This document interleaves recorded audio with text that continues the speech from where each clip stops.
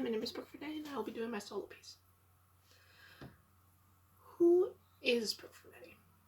Well, that's a great question that not even I know the answer to. I was born and raised in a small town in the UP called Iron Mountain, and I grew up an only child. And I'll admit, I was a bit spoiled as a kid.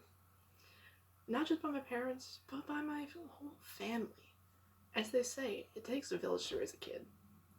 I remember both sides of my grandparents watching me as a kid, while my parents were at work, and going out to eat after church on Sundays with my whole family.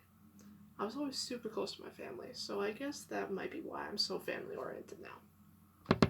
When I was younger, I always loved being the center of attention. I can recall when I was 3, pretending to have my own talk show, and when I was 13, announcing to my entire family over a karaoke set at Christmas that I had had my first boyfriend. They still won't let me live that one down. Despite being spoiled by my family, I didn't end up being a spoiled brat.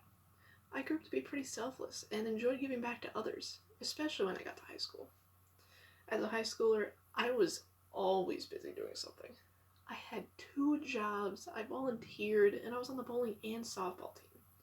In fact, being on the bowling team introduced me to a lot of new people from all over the UP, including my ex-boyfriend Dalton. He and I started dating in the winter of my junior year of high school, and we were definitely a happy couple, and maybe a little sickening due to the amounts of PDA that we showed. Despite us being seemingly happy, about 9 months into our relationship, he began to push for us to do more than I was comfortable with doing. He accepted I wasn't necessarily ready, and let it alone for a while.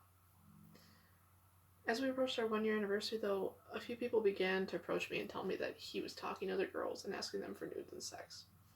When I confronted him about these accusations, he obviously denied them, and of course I believed him because I didn't want to lose him. Of course, I later found out he was lying to me, but the truth didn't come out about that until about 2 weeks before our 1-year anniversary. So, it was late November of my senior year, and I had just gotten done with practice when one of my teammates, Karina, asked me for a ride home. We get in the car and start to drive to her house when she starts talking about Dalton, and she seems kind of nervous. So, I have something to tell you. What is it? You seem really nervous to tell me. Dalton messaged me on Facebook asking if I was down to have sex.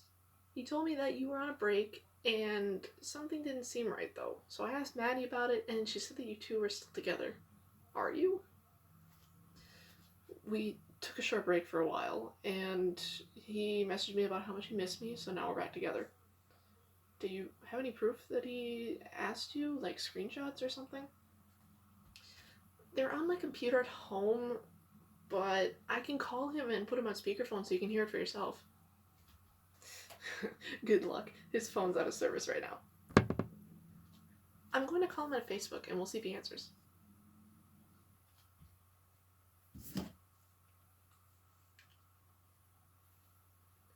Hello?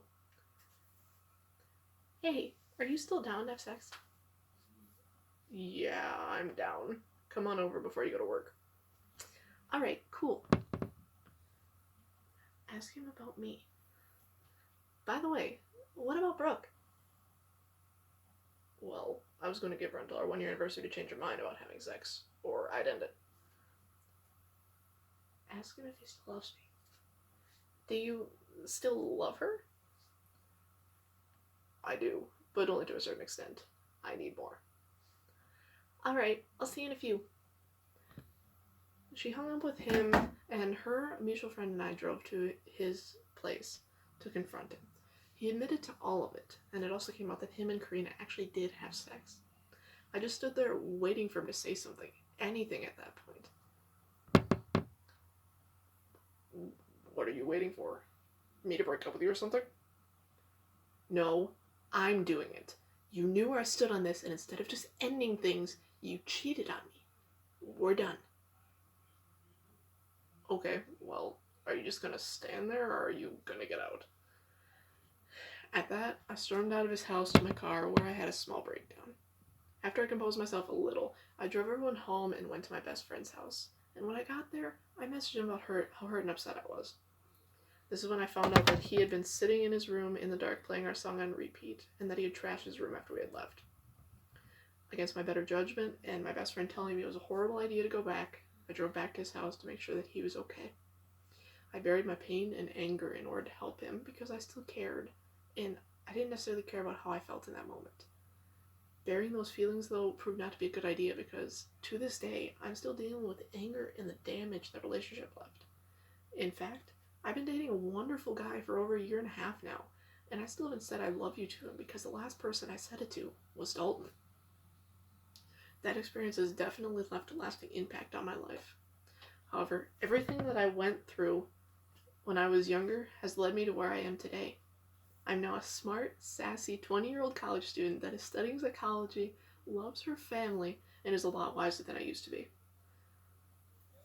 While I don't have everything fully figured out just yet, I know that I am getting there at my own pace.